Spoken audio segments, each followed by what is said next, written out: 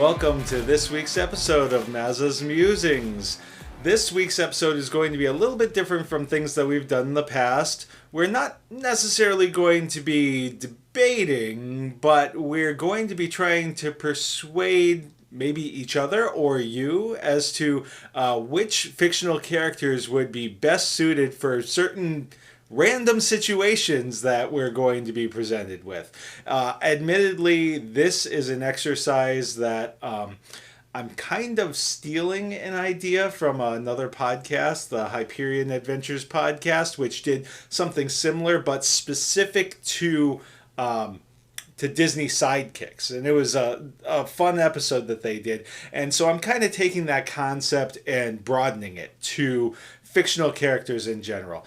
A lot of them are Disney, but there are some from other television shows or movies that Eileen and I enjoy. Everyone in this is someone that we've both heard of and are both at least somewhat familiar with. There's no complete surprises here, so we should be able to have some good persuasive verbal essays on on who would be best suited for these random subjects. We don't even know what the subjects are at this point, but in 5th grade we call them argumentative essays. I love that. Argumentative essays, but we're not going to be argumentative in this. We're going to be very positive, and the idea is too, I'm also going to put polls on the Facebook page so that after people listen to this, they can tell us who did a better job in each category. So, if you're listening to this, be sure to go over to the Facebook page, the Maza's Musings podcast. You can find it right there on Facebook. And that is just a little way to get you guys involved in the fun here. Now, before we get into that, we are going to do a quick Maza's Mickey Minute. So, let's get right into that. Donald, wake up! It's showtime! Don't forget the orchestra. Ah, there you are. And just in time. Mom says there's even more magical stuff now. For those of you standing, please hold on to the handrails throughout our journey and stay clear of the doors. Hang on to them hats and glasses, because this here's the wildest ride in the wilderness. And here we go!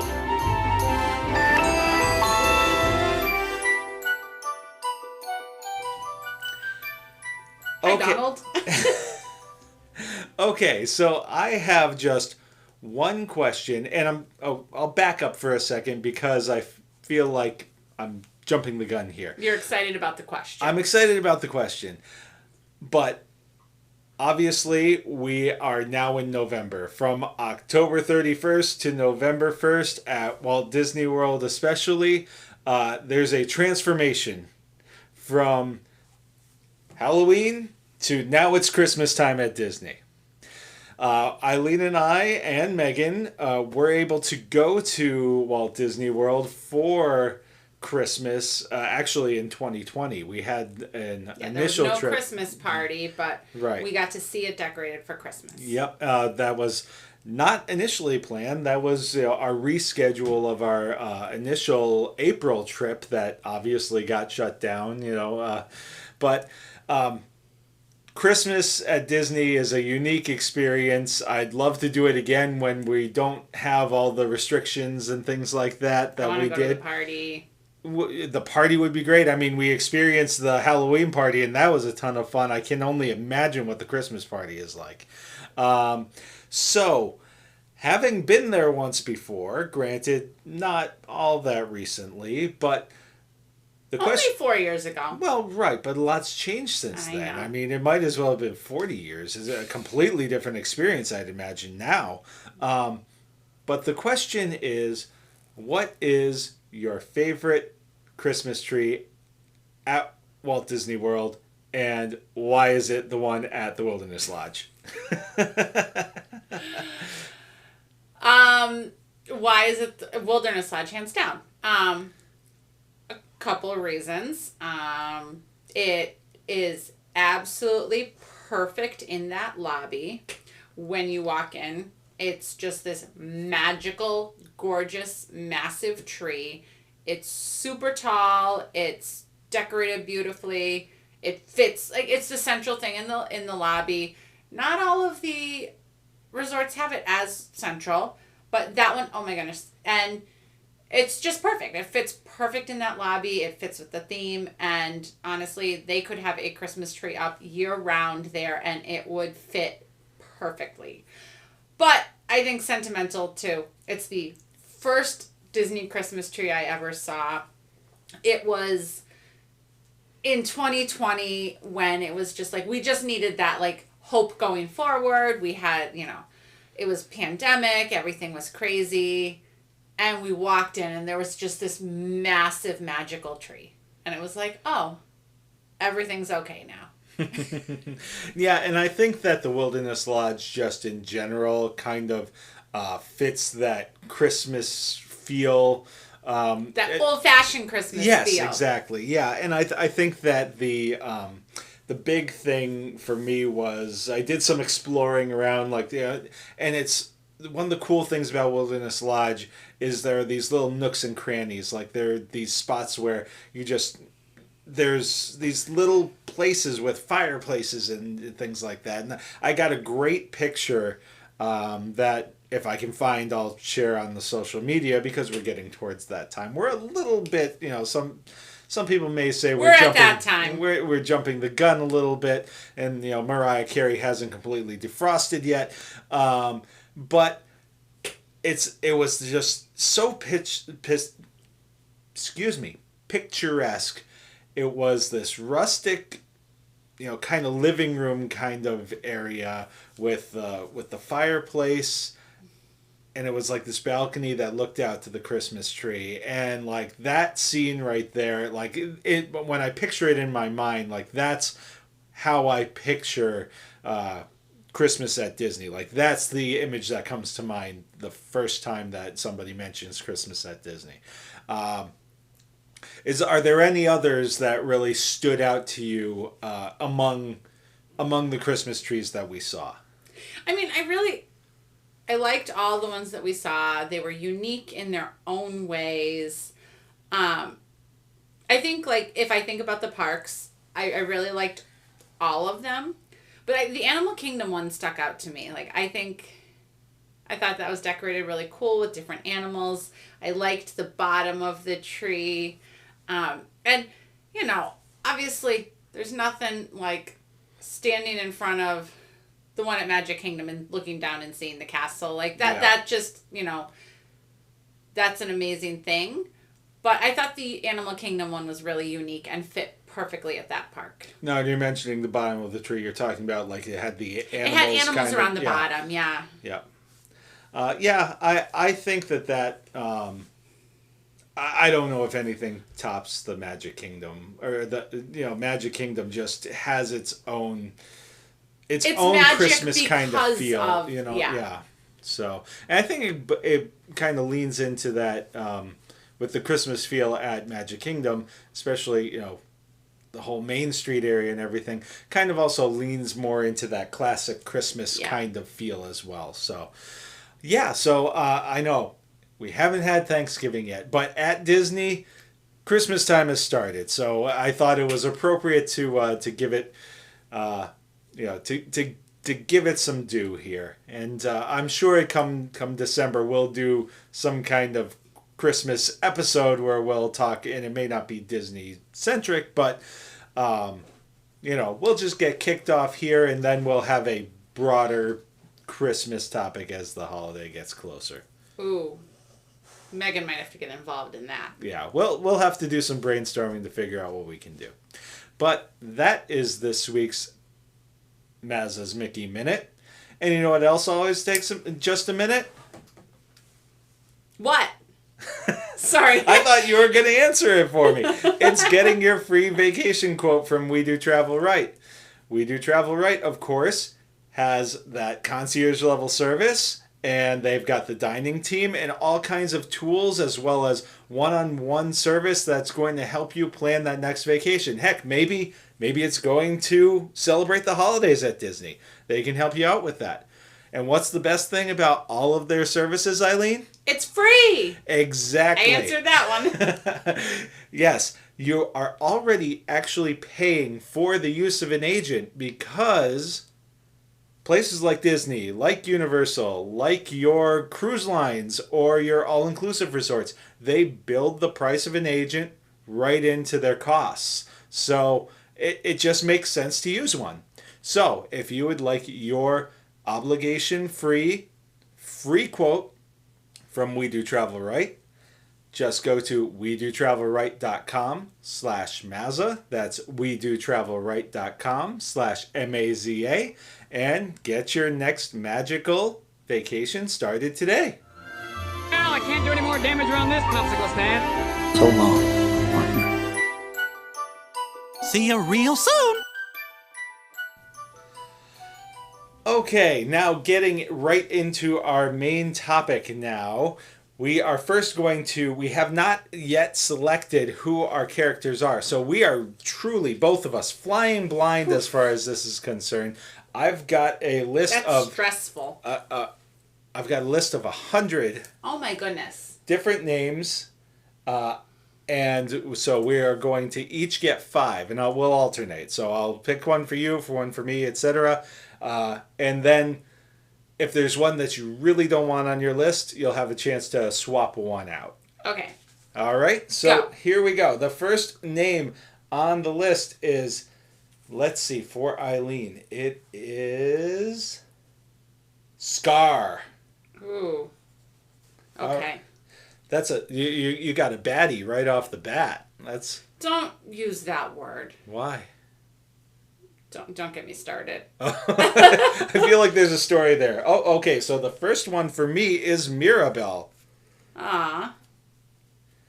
All right. So we're both starting off with some Disney characters. Now, like I said, it's not just Disney characters. There are some others that are on this list. Let's see if you get one this time. You got Voldemort. Oh man, Oh you've my got two goodness! bad guys right off the bat. Oh my goodness, what is happening? You'd think that this was Halloween with with this list. My next one is Marlin from Finding Nemo. Okay. I don't know if that's I feel like Marlin is just a big worrier. I mean, we don't know what the topics Well, are, though. that's true. That's true. We don't want to jump to conclusions here. Jessie from Toy Story is I finally Eileen's. have a nice one. Eileen''s next one. Yes, it's nice to have a good A good guy? have a good guy on your team. My next one will be Michael Weston from the show Burn Notice. If you have not seen Burn Notice, it's basically a spy thriller show. Michael Weston used to be a spy. Until you got a burn notice on you, Mikey. You're blacklisted. You said Mikey. That's a kind of a running joke with us. I can't ever get it right. She's so close so often, but yes, that's part of the opening of the show. All right, so let's see what's next for you. It is Luke Skywalker is your 4th person. We've got a couple of good guys now. Yeah. She doesn't seem thrilled with her list. I mean, I don't know. I guess it depends on the categories. Yeah, well, my next one is Pinocchio. Oh.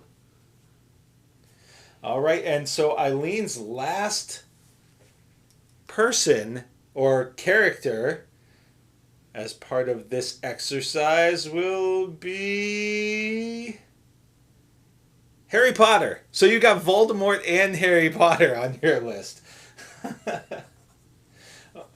Well, at least those are two characters that you are very familiar with. Yeah, I feel you're more familiar with them than I am, for sure. And my last one is Moana.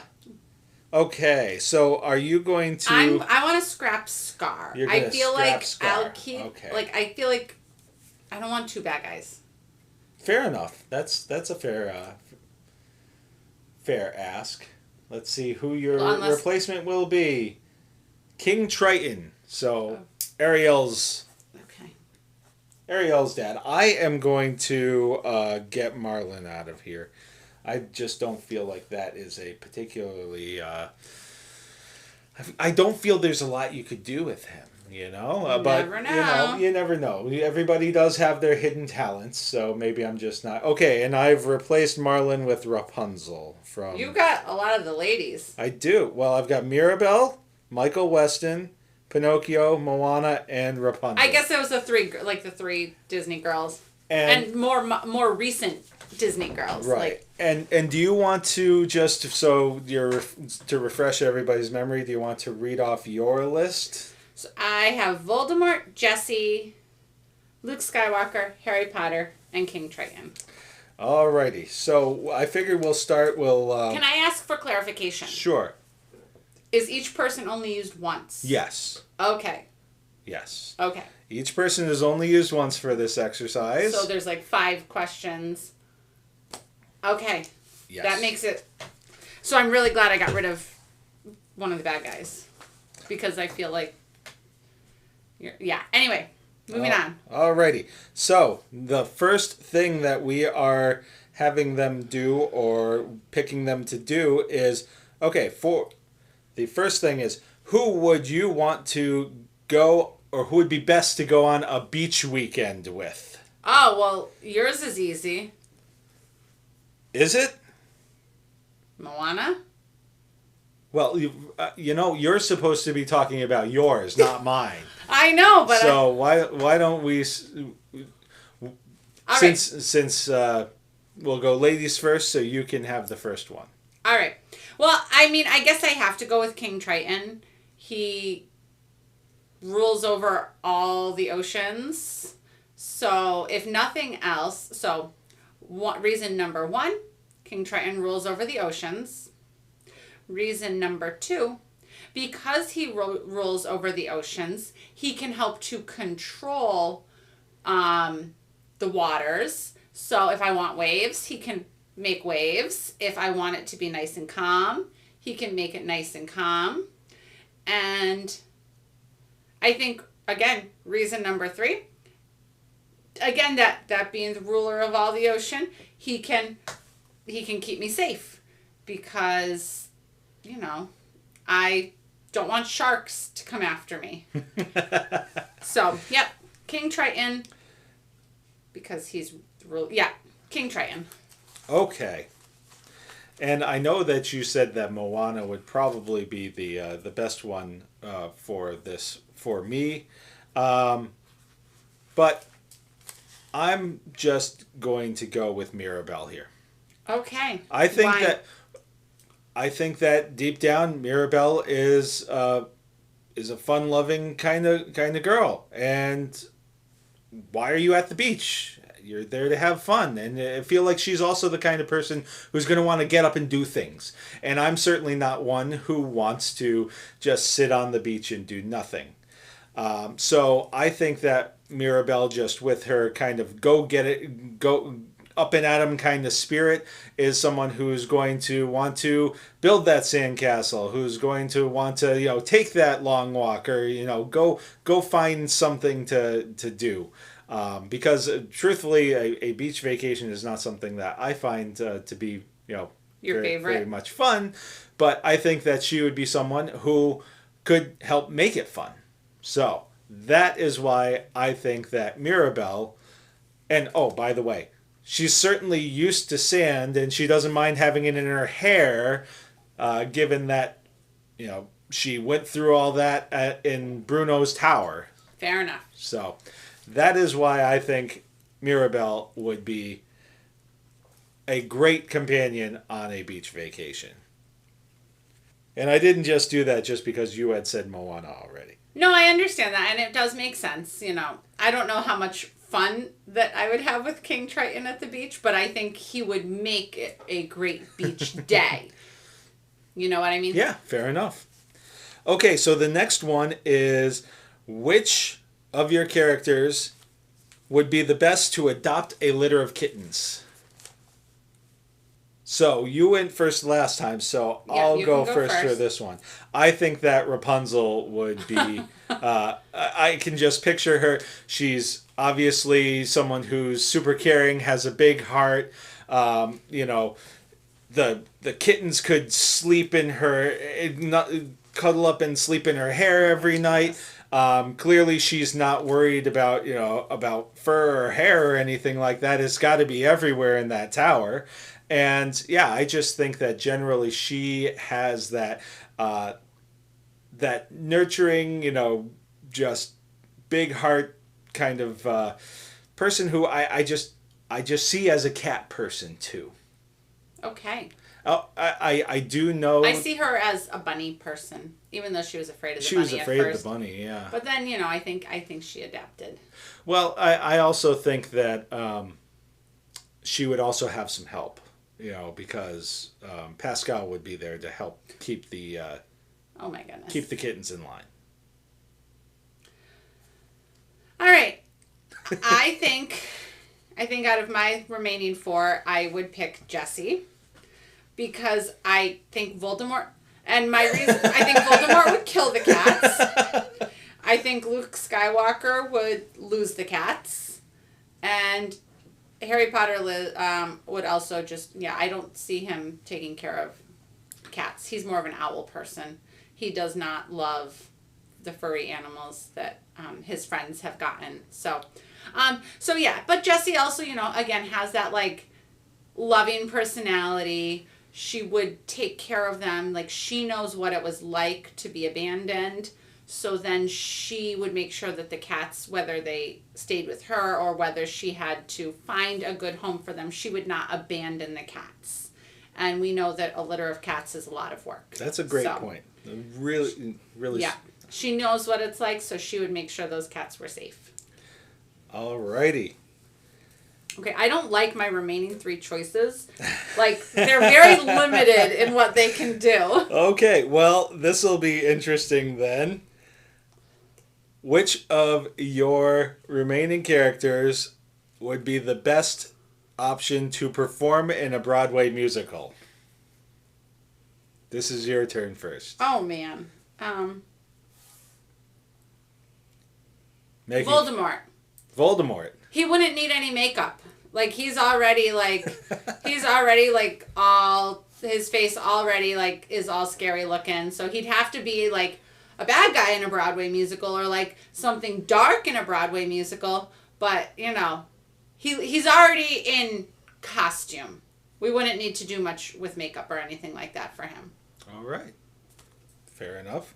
I'm going to go with Pinocchio. Pinocchio already has the experience on stage. He was a smash hit in Stromboli's show.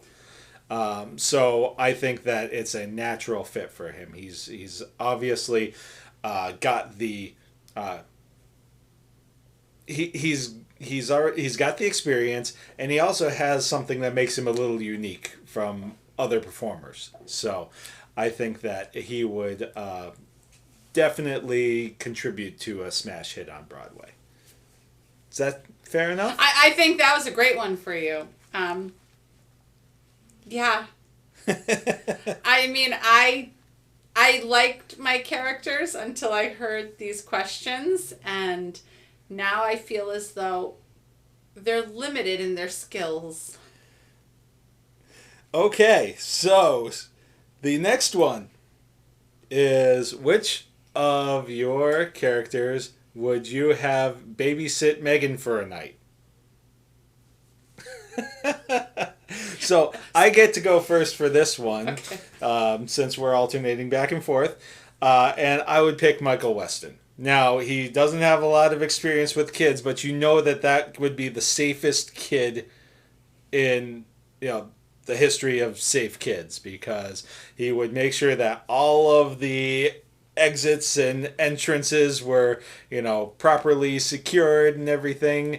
And, he probably wouldn't know what really to do with Meghan in the house, but you know that she'd be safe. And isn't that really... He'd probably teach her how to beat someone up. Like, I'm That's thinking true. of an Like episode. the first like, episode, the pilot episode, he teaches the kid who's getting bullied how to... Is that the first one? Yep. That was the pilot episode. And then there's a couple other episodes where he interacts with kids, and he always, like... Yeah. Like, focuses on, like, there's the self-defense piece that he does with a few others. Yeah. So, yeah, he's got some things... You're right. He's got some things that he could teach the kids, but I also feel like there's the possibility that he'd teach Meghan how to build a bomb. But well, I mean, we know if the house was in danger, he'd be able to find supplies to, like... That's to create a bomb. Yep. So, yes, Michael Weston, because Meghan would never be safer. So I feel as though my two characters that are left are like the same type of character. They're both the protagonist. They're both like the star. They're both the heroes, but they both do some really dangerous stuff. So, like, I have Luke Skywalker and Harry Potter left. Like, and aren't they so, like, when you think about it, like, they're the same role in each of their movies. Like, they're kind of like, I probably should have scrapped one of those characters. So I guess I'm going to go with Luke. Because I think Meghan would really enjoy learning how to use a lightsaber. I'm not sure how he would do in terms of... I don't know how either of them would do in terms of the childcare piece. But I also think that it's safer to teach Meghan lightsaber skills than magic. Because who knows, like... Really? I don't know. But, like, I don't know. Somehow I just picture her more like... The lightsaber skills somehow seem safer than giving her a magic wand and teaching her a bunch of spells.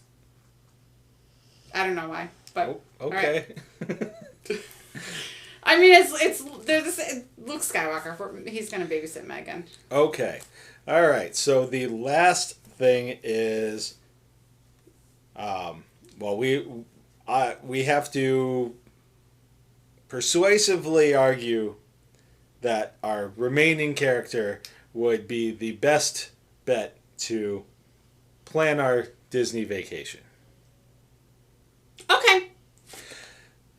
Do you want to go first, or I mean? No, I'm first this time. No, it's technically my turn this time, but you seem enthusiastic for this. It's my turn. You went first with the last one. You did Michael Weston, then I did Luke Skywalker. That's Skywalker. right. Sorry, I lost count. I mean, it's Harry Potter. He has a magic wand. He can just go bippity. Well, he can't go bippity boppity boo, but maybe he can. Maybe that's the spell to plan a Disney trip. Bippity boppity boo. Psh, the whole trip is planned. He doesn't have to do much. He can just use his wand and our trip is planned. Fair enough. So my last one is Moana. And, of course, I'm sure that Moana would be able to pull some strings to get us... Well, depending on where we wanted to go. I'm sure that she could pull some strings to get us into the Polynesian. Especially the new one with, like, her... Yep, or Alani if we wanted to do the Hawaii vacation. She does hang out there, doesn't she? Yes, she does. So I think that she'd be able to pull some strings either way that way. And as far as like actually planning the trip, I feel like one of the things that Moana kind of has learned over her adventures is how to be flexible. So I think that whatever plan that she came up with, she'd make sure that there was that there was a strategy that if something went wrong or something had to change, we'd be able to do that, and she'd be able to help us with that.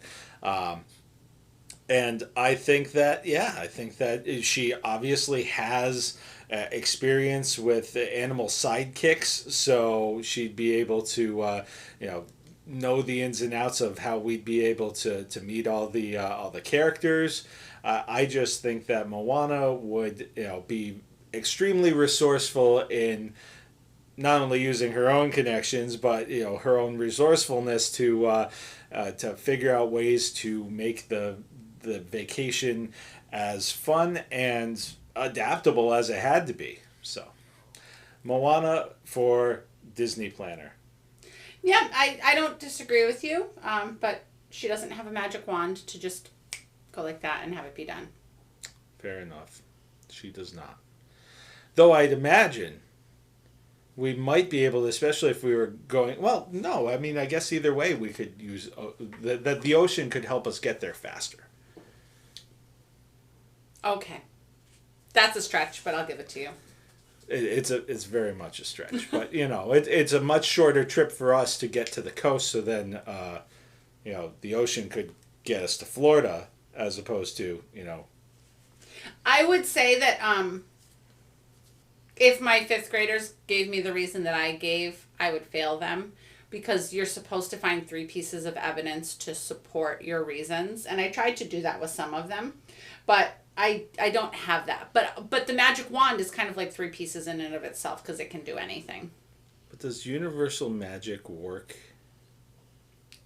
at Disney World? No, you're talking planning the trip. I don't know if it'll work at, like, in the park, but all we have to do is get it planned in advance. Okay. All right. Magic is magic. That's true. I Magic is magic. The end. You had no idea what I was going to say. No, but you were going to try and convince me otherwise. I could tell, so... I was just going to say that Disney magic is special magic. Okay. That's all. It is. But magic can still plan a Disney vacation. And then the magic is made once you're there.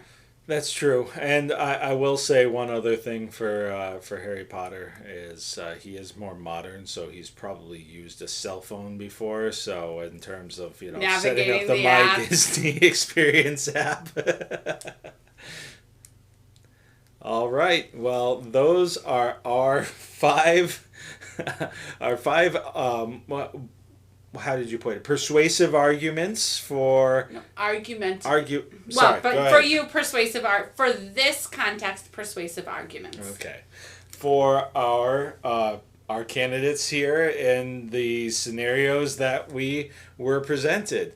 That was harder than I thought. I was excited with my characters when I initially got them, and then realized that 2 of them literally were the same idea. Do you want to do a bonus round with these guys one more time with one more scenario? They're all up for grabs? We can pick one more. One more. Okay.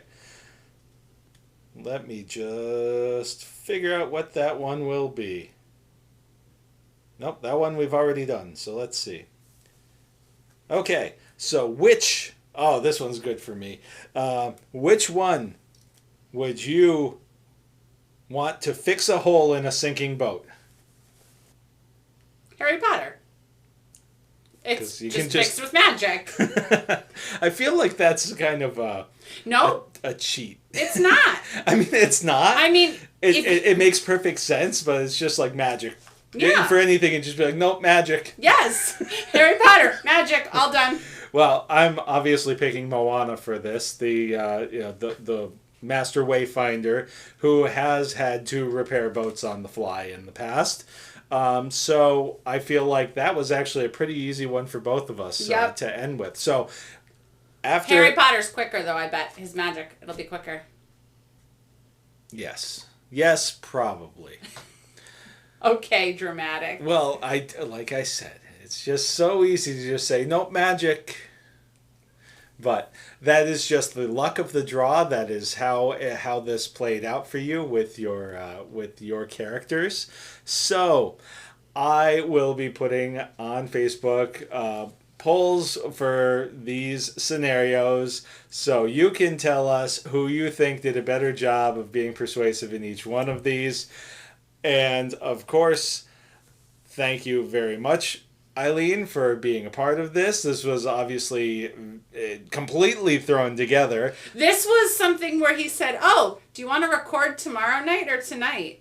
And I said, "Wait, what? We're recording this week?"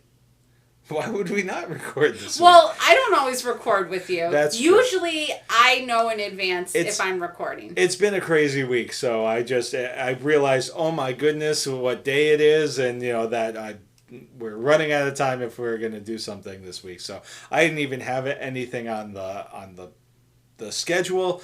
So thank you for being flexible with me. Thank you, Tom and Michelle at the Hyperion Adventures podcast for kind of leading me to this idea. And thank you, everybody, for listening. Bye.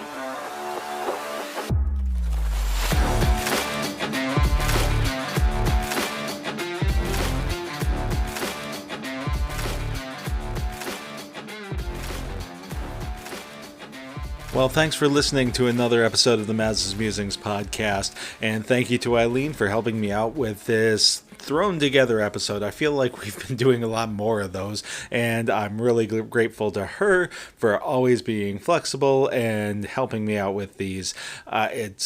I've gotten lots of feedback on how great it is having her on the podcast, and I really enjoy her being a part of it. I think that she enjoys being a part of it too, so I think we'll be doing more of this, and I think that it's a lot of fun, and I think that it's something that we can all enjoy moving forward. If you're enjoying this podcast, by the way, give us a rating, give us a review, share our social media, interact with us on social media. All of these are ways that kind of boost us in the various algorithms that help us get more visible either on the social media channels or on whatever podcatcher you're using. All of this, the ratings, the reviews, the interactions, all helps make us more visible. And the more visible we are, the more people can get in on the fun that is this podcast.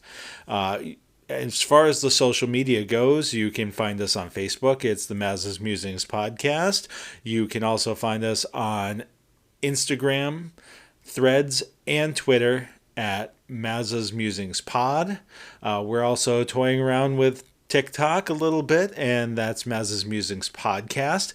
So feel free to reach out in any of those various ways. You can also send an email directly to mazasmusings@gmail.com. And of course, you can check out our website, mazasmusings.wordpress.com, for all the information on the website. You can learn a little bit more about what this podcast is all about. You can find past episodes. You can find different ways to connect with us via social media or by sending us an email. And you can find some of the different podcatchers that you can find the podcast on. You can also listen to the podcast directly on our website. So, as always, thank you very much. And thank you to everybody who has left a rating and review. And I'd like to thank in advance anybody who feels the urge to buy us a blue milk and help us out a little bit monetarily in absorbing some of the expenses that go into putting on this podcast. And after what has been for a lot of people a very eventful week, I hope you all have a great weekend and a great week.